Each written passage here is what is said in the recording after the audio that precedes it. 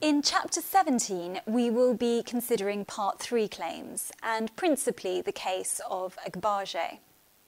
In that case, the parties had met in the UK and later acquired citizenship. This was a 38-year marriage, for the majority of which they lived in Nigeria.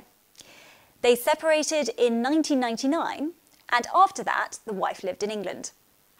Now, the husband petitioned for divorce in Nigeria, and the result of the foreign ancillary relief case, which did not account for the parties' English properties, left the wife in hardship. The Nigerian court awarded her a life interest in a property in Lagos with a capital value of about £86,000 and a lump sum equivalent to about £21,000. She applied to the English courts for a lump sum from the sale proceeds of a property in England, initially with success in the High Court.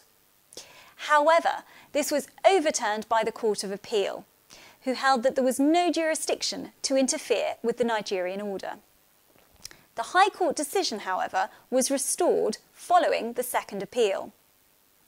The Supreme Court confirmed that the jurisdiction under the Matrimonial and Family Proceedings Act Part 3 provides that there may be one forum for the parties' divorce and another for the ancillary relief suit. This does not merely exist to top up the foreign award to the level which would have been awarded in English proceedings. However, that may be the appropriate approach where the connection to this jurisdiction is particularly strong.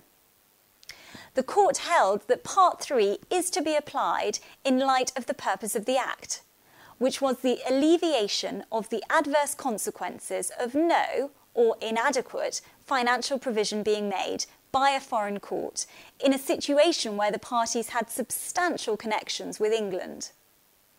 In applying Part 3, the English courts should not be deciding whether it would be appropriate for an order to be made by a court in England as opposed to a foreign court. The whole point of Part 3 is to allow for relief in circumstances where there have already been proceedings in a foreign court. The amount of financial provision awarded under Part 3 will depend, of course, on all the circumstances of the case. But three general principles should be applied. Firstly, primary consideration should be given to the welfare of any child of the marriage. Secondly, it will never be appropriate to make an order which gives the claimant more than he or she would have been awarded had all the proceedings taken place in England. Thirdly, where possible, the order should have the result that provision is made for the reasonable needs of each spouse.